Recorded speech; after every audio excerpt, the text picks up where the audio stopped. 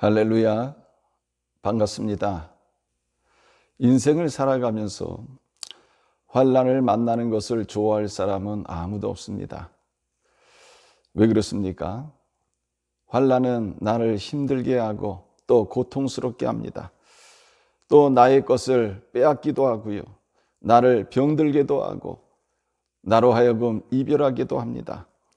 또한 나를 외롭게도 하고 불안하게도 하고 아파하게도 하기 때문입니다. 지금 지구촌에 코로나 바이러스가 임했습니다. 코로나 바이러스는 세상의 모든 사람들을 힘들게 하고 고통스럽게 하고 있습니다. 어떤 사람은 이런 말도 하더라고요.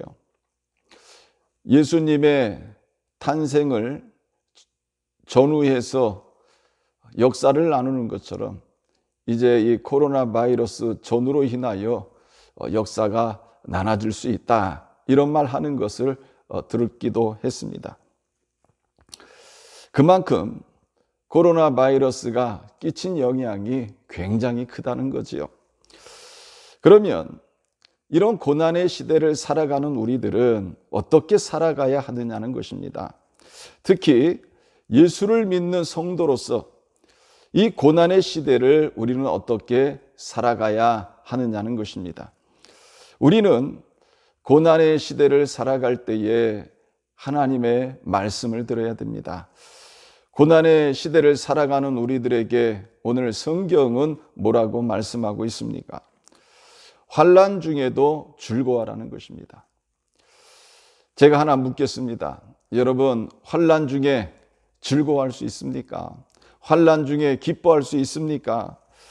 쉽지가 않습니다. 제가 작곡가 주영훈 씨의 간증을 들어보니까요, 삶의 우여곡절이 참 많았더라고요. 그는 목사님 아들입니다. 그러나 그가 연예인으로서 가장 치명적인 것이 하나가 있는데 군대를 안 갔다 온 것이라고 합니다.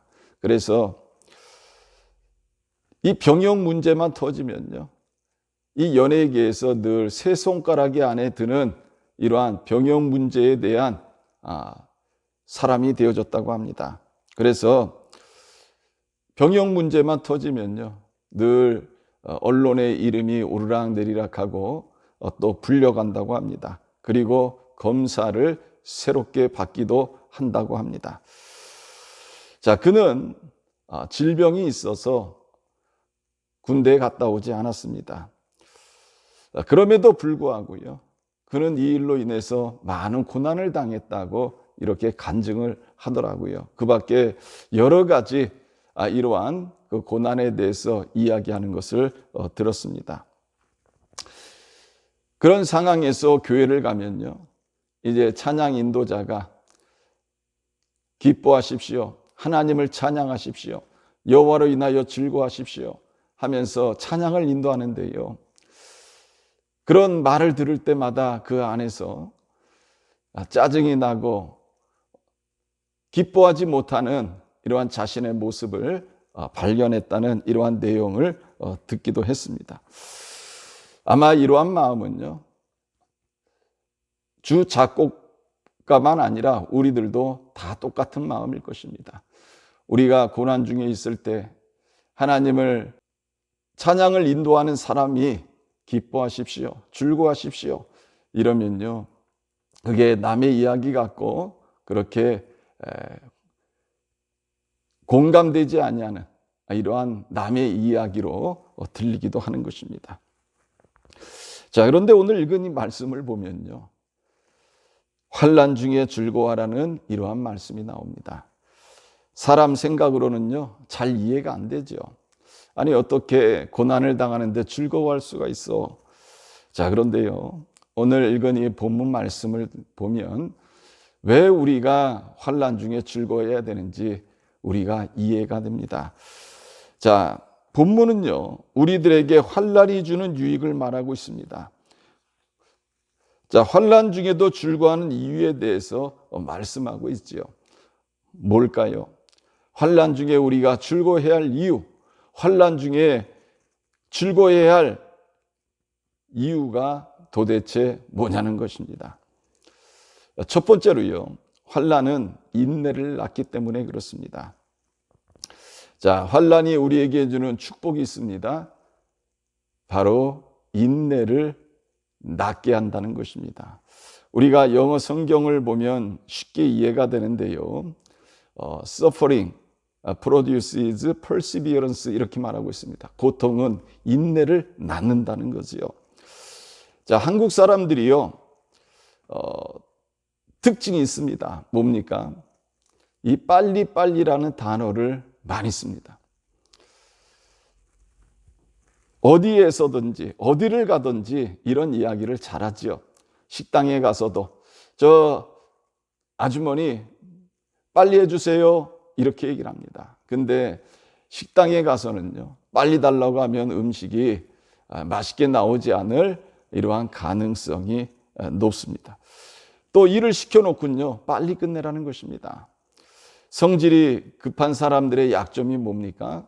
바로 인내심이 약하다는 것입니다. 기다리는 것이 약한 것이지요.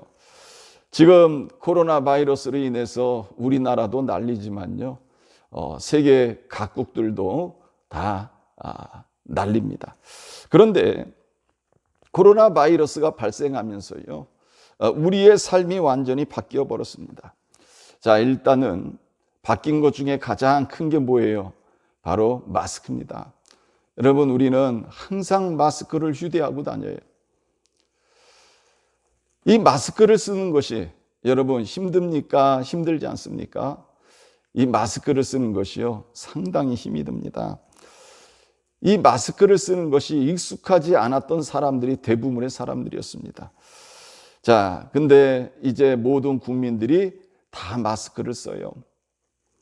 학교에 갈 때도 마스크를 쓰고요, 직장에 갈 때도 마스크를 씁니다. 외출을 할 때도 마스크를 쓰고요, 버스 탈 때도, 지하철을 탈 때도, 어디 볼일을 보러 갈 때도 다 마스크를 씁니다.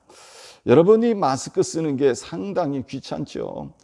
특별히 이 날씨가 더워지고요, 이러면서 마스크 쓰는 것이요, 굉장히 힘이 듭니다.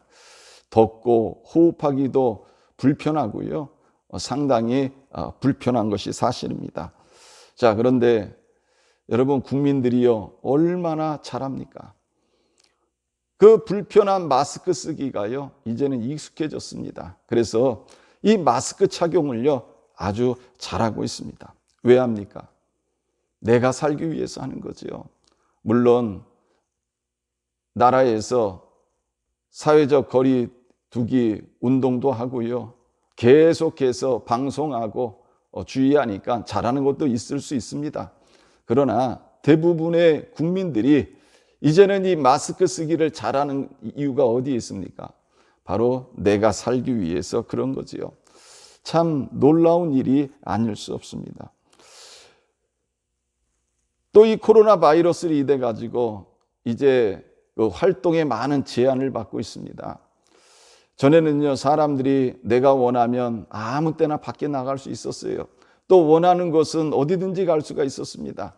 뭐 친구를 만나거나 지인을 만나거나 아니면 가족과 함께 어디 여행을 한다거나 또 해외에 나간다거나 뭐 볼일을 보기 위해서 마음껏 다닐 수 있었습니다. 근데 여러분, 지금 이 코로나 바이러스 시대는 어떻게 됐습니까? 그러지 못하죠. 이제는 활동에 제약을 받고요, 장소에 대해서 제한을 받게 되어졌습니다.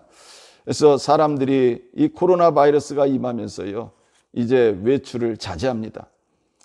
많은 사람들이요, 대부분이 방콕 생활을 하기도 했습니다.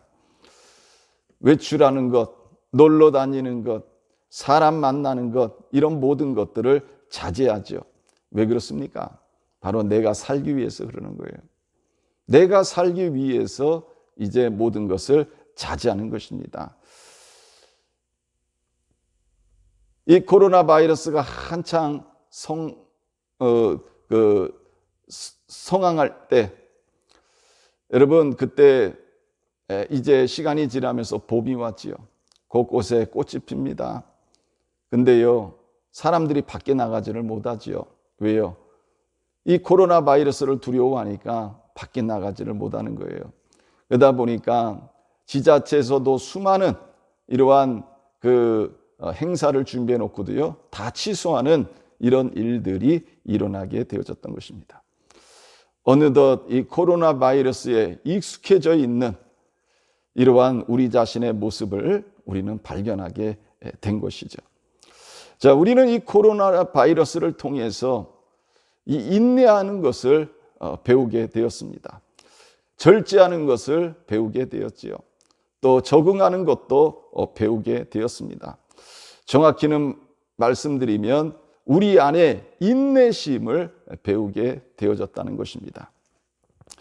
자, 오늘 본문에 보면요,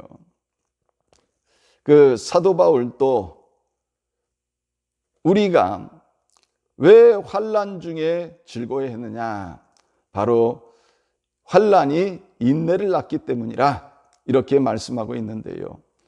이 사도 바울은요, 그의 생애를 통해서 많은 어려움과 환난을 경험했던 사람입니다. 자, 사도 바울이 이 본문에서 말하는 이런 환난은요, 단순한 고난이 아닙니다. 아프고 또 약간 쓰라린 이러한 환난이 아니라는 것입니다. 이 사도 바울이 말하는 이 환난의 의미는요, 포도즙 틀에서 포도즙을 짜내듯이 피와 땀과 눈물과 고통을 짜내다는 이러한 의미가 있습니다. 자, 여러분, 포도주 틀에서요, 포도즙을 짜냅니다. 이처럼 피와 땀과 눈물과 고통을 짜낸다는 이러한 의미가 있다는 것입니다. 그래서 여기에 쓰인 이 환난이라는 말은요, 다른 말로 얘기하면 막다른 곳에 다다랐다는 것입니다. 여러분, 사람이요, 막다른 곳에 다달랐습니다. 내 힘으로 어떻게 할 수 없는 이런 상황에 처하게 되어졌다는 것입니다. 여러분, 사람이 막다른 곳에 다다르면 내가 할 수 있는 것이 없죠. 그러나 우리가 여기서 알아야 될 것은, 여기서 이 환난이라는 것은요, 내가 잘못돼서 받는 이런 환난이 아니라 내가 예수를 믿고 따라갈 때에 나에게 임한 이런 환난들을 말하는 것입니다. 이 사도 바울의 생애를 보면요, 이런 일들이 많이 나오지요. 성령님께서 인도하신 이 빌립보에서 귀신 들린 여종에게서 귀신을 쫓아냅니다. 그러나 그 일로 인해서 사도 바울 일행은요, 빌립보 감옥에 갇히는 이런 일을 당하게 되지요. 매를 맞고 착고에 채워져 가지고 감옥에 갇힌 이러한 사도 바울의 일행을 우리는 볼 수가 있습니다. 또 사도 바울이 로마를 향하여 갈 때 죄수로 갑니다. 로마의 황제에게 상소하지 않으면요, 사도 바울은 자유의 몸이 될 수 있었습니다. 그러나 로마에서도 복음을 전해야 된다는 성령의 음성을 듣고요, 그는 이제 죄수의 신분으로 황제에게 상소를 합니다. 그래서 로마에서 재판받기 위해서 이제 로마로 가게 됩니다. 자, 바울이 이 미항이라는 곳에 이르렀을 때에 자신들을 호소하는 백부장에게 이렇게 이야기를 하지요. 금식하는 절기가 이미 지났으므로 항해하기가 위태롭습니다. 내가 보니 이번 항해가 하물과 배만 아니라 우리 생명에도 타격과 많은 손해를 끼칠 것입니다. 그러나 백부장은요, 사도 바울의 말보다 선장과 선주의 말을 더 듣습니다. 그로 인해서 엄청난 고통을 당하게 되지요. 로마를 향하여 갈 때 유라굴로라는 이러한 태풍을 만나게 되고요, 이로 말미암아서 이루 말할 수 없는 고통을 경험하게 됩니다. 사도 바울이 고린도후서 4장 8절 10절에 보면 이런 말씀을 기록했습니다.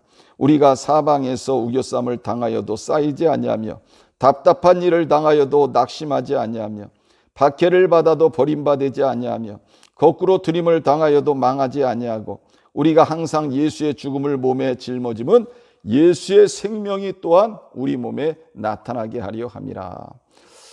이는 무엇을 말하고 있습니까? 사도 바울이 사방으로 우겨쌈을 당하며 답답한 일을 만나며 박해를 받으며 거꾸로 드립을 당하며 항상 예수의 죽음을 몸에 짊어졌다, 이렇게 말하고 있는 것입니다. 여러분, 이것이 사도 바울이 말하는 환난이라는 것입니다. 자신의 힘으로는 어쩔 수 없는, 벗어날 수 없는 이러한 막다른 것, 모든 것이 막혀 있는 것, 내 힘으로는 감당할 수 없는 것, 이것이 바로 환난이었다는 것입니다. 성경에 보면요, 다윗이 나오지요. 여러분, 이 다윗의 삶은 환난과 깊은 연관이 있습니다.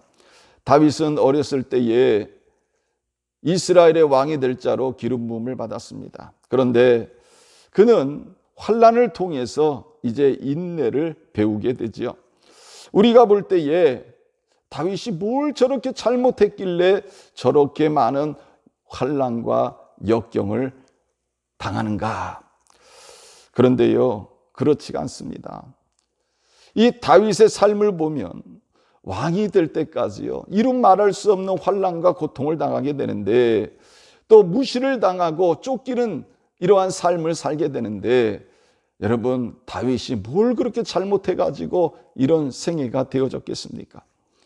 여러분, 다윗은 막내 아들입니다.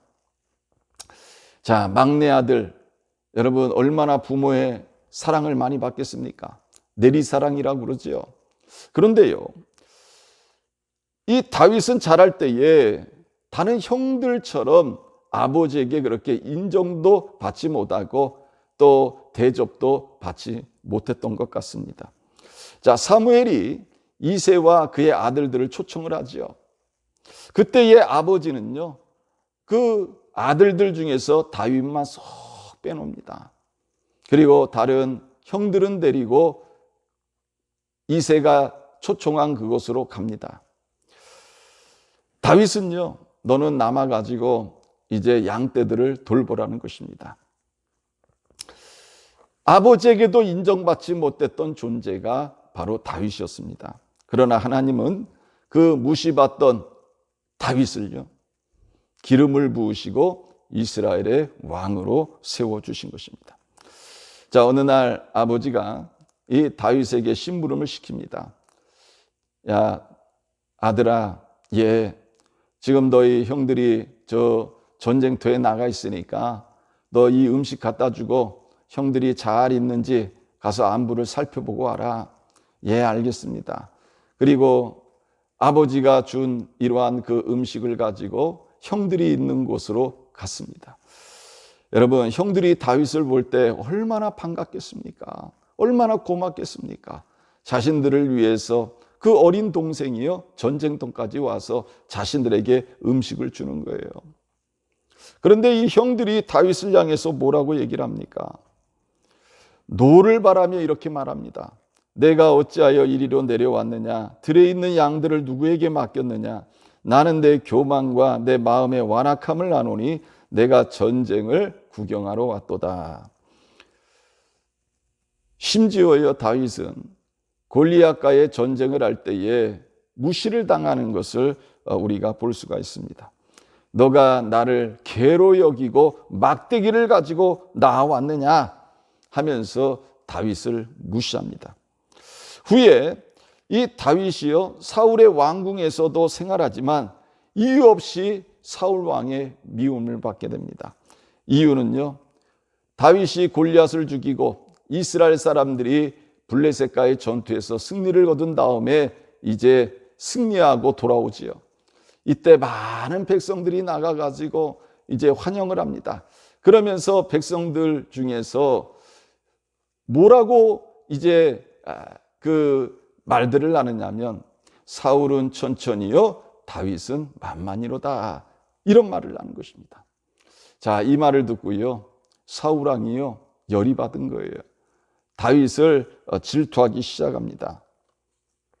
이로 인해 가지고요, 이제 다윗을 미워하고 죽이려고 하는 거죠. 그래서 사울 왕이 다윗을 죽이려고 창을 던지기도 하는, 이런 일들이 일어나게 되어진 것입니다. 후에 다윗은 사울왕의 사위가 됩니다. 그러나 사울왕이요, 다윗을 죽이려고 얼마나 애를 쓰는지 모릅니다. 그러다가 결국 다윗은 이제 도망자가 되고요, 국내로 또 국외로 도망 다니게 되지요. 도피한 나라에서 다윗은 거기에서 그의 신분이 발각됨으로 인해 가지고요, 살기 위해서 미친 사람 흉내도 내기도 합니다. 이처럼 다윗은요, 많은 이러한 환난과 역경을 당하게 되지요. 후에 사울왕이 길보아 전투에서 죽습니다. 그렇다고 다윗이 바로 이스라엘의 왕이 된 것이 아닙니다. 다윗이 왕이 되기 위해서는요, 인내해야 했다는 것입니다. 다윗은 도망자의 삶을 살았을 때에 사울왕이 빨리 죽기를 원했을 수도 있을 것입니다. 하지만요, 사울왕은 쉽게 죽지 않았습니다. 오랜 시간이 걸렸습니다. 하나님이 쉽게 이 왕자를 허락하지 않는 이유는요, 환난을 통해서 인내를 배우게 하시기 위함이었습니다. 다윗이 죽은 후에 그는 유다의 왕이 되었지만요, 이제 통일 이스라엘의 왕이 되기 위해서는 유다의 왕이 되고 7년이라는 세월을 더 기다려야 했던 것입니다. 다윗은 이처럼 환난을 통해서 인내를 배우게 되어진 거지요. 여러분, 예수님 당시의 왕이 누굽니까? 바로 헤로드 왕입니다. 이 헤로드 왕이 누구를 죽였습니까? 세례 요한을 죽였습니다. 세례 요한이 헤로드 왕을 향해서 어떻게 왕이 자기 동생의 아내를 빼앗아서 부인을 삼을 수 있습니까? 이는 안 됩니다 하면서 바른 소리를 한 거지요. 이로 인해 가지고 헤롯이요, 세례 요한을 죽입니다. 그러다가 또 야고보 사도를 죽이지요. 이유가 뭐예요? 유대인들이 기독교인들을 싫어하니까 이제 이 헤롯 왕이요, 유대인들의 환심을 사기 위해서 사도 야고보를 죽입니다. 이런 일을 당할 때 기독교인들 마음에 어떤 마음이 들었겠어요? 저 헤롯 왕은 죽지도 않나? 왜 하나님께서는 저 헤롯 왕을 그대로 놔두시나? 아마 이러한 마음이 들지 않았겠습니까? 그렇다고 기독교인들이요, 그 헤롯 왕을 암살할 수도 없지 않습니까? 여러분, 왜 하나님께서는 이 헤롯 왕을 통해서 이 기독교인들이 이런 심한 환난과 박해를 당하게 하십니까? 이런 환난과 박해를 통해서 인내를 배우게 하시는 것입니다. 초대교회 성도들은요, 환난 중에 인내를 배우게 된 것입니다. 사랑하는 성도 여러분, 하나님은 오늘날도 환난 중에 있는 우리들에게 인내를 배우게 하십니다. 환난을 당하면 우리 안에 비로소 이 환난을 통해서 뭐가 생성되기 시작합니까? 인내를 낳게 된다, 이렇게 말씀하고 있습니다. 그리고 인내의 사람이 되는 것입니다. 자, 두 번째로는요, 환난은 연단을 낳습니다. 자, 환난 중에도 즐거워야 될 두 번째 이유가 있어요. 그 두 번째 이유가 뭡니까? 환난은 연단을 낳는다, 이렇게 말씀하고 있습니다. 자, 우리가 이 연단이라는 말을 들으면 뭐가 생각납니까? 용광로가 생각나지요. 여러분, 이 금을 순금으로 정금으로 만들기 위해서는 어떻게 합니까? 이 뜨거운 용광로에다가요, 그 금을 넣고 거기서 몇 번이나 이제 그 금을 연단을 하지요. 그리고 얻는 것이 순금, 바로 정금인 것입니다. 마찬가지로 성도는요, 여러 가지 환난과 고난을 통해서 연단을 받게 됩니다. 그러면서 이제 인격적으로 성숙한 사람들이 되어지는 거지요. 또 영적으로 순수한 이러한 신앙을 가진 자들이 되는 것입니다. 자, 이 연단이라는 말은요, 헬라어로 도키메라고 합니다. 시험으로도 번역될 수 있는 이러한 단어죠. 그러니까 여러분, 이 환난은요, 시험입니다. 시험. 누구를 시험하는 거예요? 환난을 통해서 나를 시험하는 것입니다. 여러분, 왜 우리들에게 이 코로나 바이러스가 임했습니까? 바로 코로나 바이러스를 통해서 우리를 시험하시는 거예요. 우리를 달아보시는 것입니다. 그래서 여러분, 우리가 이 코로나 바이러스 기간 동안에는 어떻게 해야 되는 거예요? 이 시험을 잘 이겨내야 되는 것입니다. 우리가 신앙으로, 믿음으로 이 환난을 잘 이기면요, 하나님께서 우리에게 예비하신 놀라운 은혜와 축복을 주실 줄을 믿습니다. 자, NIV 영어 성경에 보면 이 연단이라는 단어를 뭐라고 번역해 놨느냐? 캐릭터라 이렇게 말씀하고 있습니다. 자, 여러분, 캐릭터 무슨 뜻입니까? 뭐 여러 가지 뜻이 있어요. 그런데 그 중에 어떤 뜻이 있습니까? 성품이라는 뜻이 있어요. 성품. 환난은 인내는 뭐예요? 캐릭터를 낳는다. 이 캐릭터가 바로 성품이라는 것입니다. 자, 여러분, 우리가 환난 중에 인내를 하면 우리 안에 어떤 일이 일어납니까? 바로 우리 안에 이러한 그 인격의 변화가 일어나게 되어지는 거지요. 어떤 변화입니까? 하나님께서 쓰시기에 합당한 이런 인격의 소유자가 되어진다는 것입니다. 우리가 성경을 읽어보면요, 하나님이 사용하신 사람들의 이 특징이 있습니다. 그 사람들의 특징은 뭐예요? 바로 이 수많은 이런 연단을 받은 사람들이에요. 그러니까 하나님께서는 이 연단받지 않는 사람들은 사용하시지 않는 거죠. 다른 말로 말씀드리면 뭐예요? 이 성품의 변화가 없는 사람들은요, 하나님께서 사용하시지 않는다는 것입니다. 요셉도 수많은 이런 연단을 받은 사람이죠. 어린 나이에 이제 형들에 의해서 이스마엘 상인들에게 팔려가지고 애굽으로 가서 종살이하지 않습니까? 그리고 여주인의 유혹을 받았는데요, 믿음으로 잘 이겨냈습니다.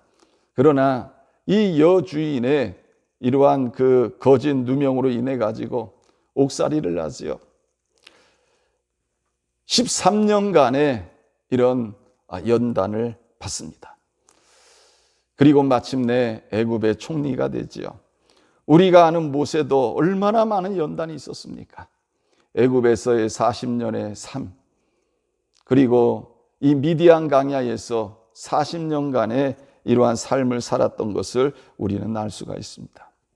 모세는요, 자기가 이 애굽 왕궁에서 40년 동안 살면서요, 그가 배운 이러한 것들을 통해서 그는 애굽에서 고통받고 있는 이스라엘 백성들을 구원할 수 있다고 그는 확신했습니다.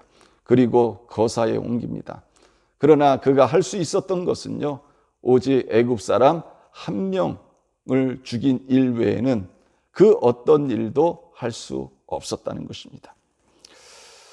그런 모세가 하나님 앞에 쓰임받기 위해서는요, 미디안 광야에서의 40년간의 연단의 과정이 있었다는 것입니다. 이 과정을 통해서 하나님은요, 비로소 모세를 이스라엘의 지도자로 부르시고 그를 통해서 놀라운 위대한 일을 감당하게 하신 것을 우리는 너무나 잘 알고 있습니다. 여러분, 다윗도 마찬가지지요. 어려서부터 기름 부음을 받았습니다. 그가 곧바로 왕이 됐다면, 그리고 이런 환난과 연단을 받지 않았다면요, 그는 아마 자기가 잘나가지고 이스라엘의 왕이 됐을 것이라고 생각했을 것입니다.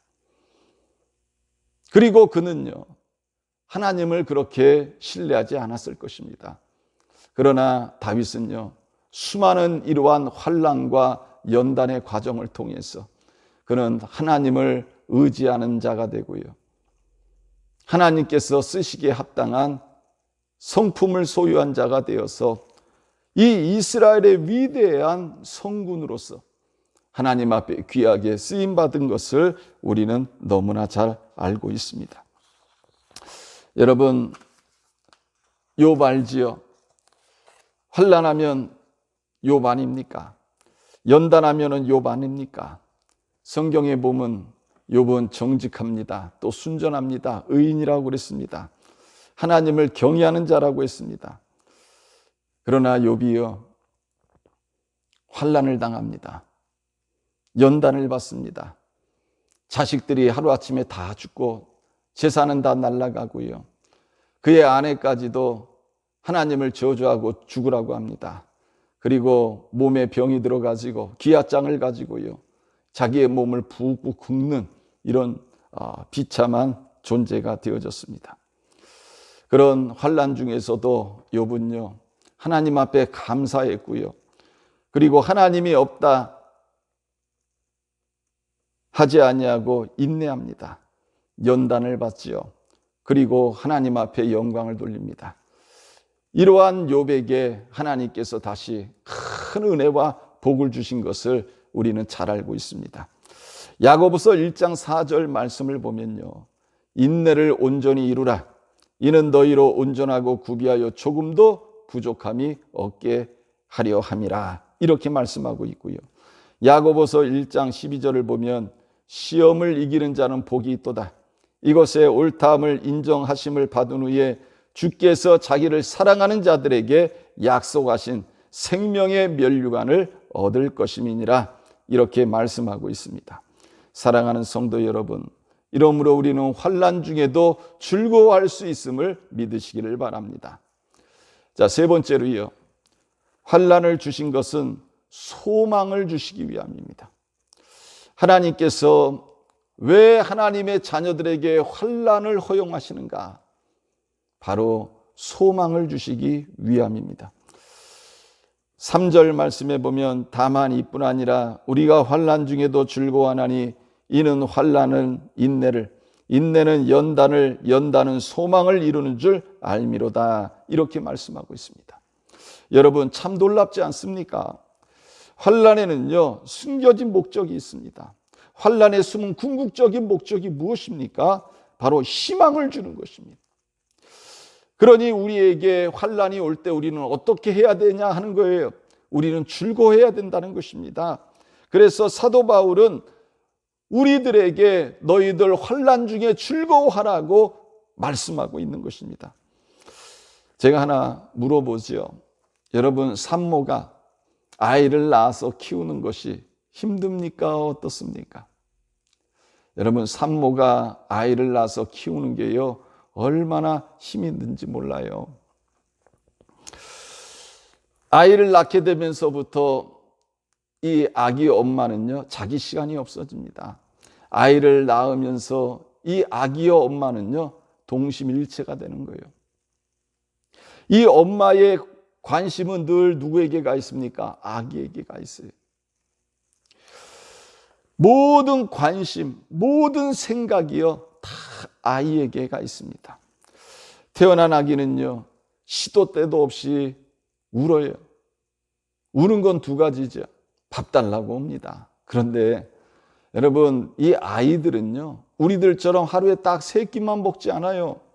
이 아이들이요, 시도 때도 없이 밥 달라고 울어요. 또 똥 싸고 오줌 싸면 또 울어요. 기저귀 갈아달라는 거죠. 이 아이를 키운다는 게요, 얼마나 힘이 든지 모릅니다. 이 엄마는요, 이 아이를 키우면서 이 아이를 하나 키운다는 것이 얼마나 힘들고 또 헌신해야 되고 희생해야 되는 건지 몰라요. 자, 그럼에도 불구하고요, 이 엄마가 아이를 키우면서 배우는 게 있어요. 뭡니까? 이 아이를 키우면서요, 인내를 배우는 거예요. 여러분, 친구 만나고 싶어도 못 가지요. 어디 나가고 싶어도 못 가지요. 바람을 쐬고 싶어도 못 나갑니다. 왜 그렇습니까? 어린 아기를 혼자 둘 수 없는 거지요. 그러니 아이를 키우면서요, 자기 시간이 없는 거예요. 자다가도 아이가 울면 젖 물리고요, 자다가도 아이가 울면 기저귀 갈아주고요. 그러다 보면 이 엄마는요, 잠도 깊이 잠들질 못해요. 늘 선잠 자는 것 같습니다. 얼마나 피곤하겠어요. 그런데도 이 엄마에게는 뭐가 있습니까? 소망이 있는 거예요. 이 아이를 향한 소망이 있는 것입니다. 내가 이 아이, 하나님이 나에게 주신 이 아이를 내가 건강하게 잘 키워야겠다. 내가 지혜롭게 잘 키워야겠다. 이 시대에 훌륭한 사람이 될 수 있도록 내가 키워야겠다. 이런 소망이 그 어머니에게 있는 거지요. 그러니까 아이를 낳고 키우는 것이 힘이 들어요. 그러나 이 엄마에게는 소망이 있는 것입니다. 그러면서 모든 것을 다 수용하는 거죠. 여러분, 이 아이를 낳은 엄마들, 이 엄마들은 아이를 낳고 난 후부터 사람들이 좀 어떻게 됩니까? 넓은 마음을 갖게 되고요. 생각하는 것이 좀 깊어지고요. 그리고 다른 사람들에 대해서 이해하는 것이 좀 넓어지는 것입니다. 그래서 아이를 낳고 난 다음에 보면 여자들은 철이 드는 거지요.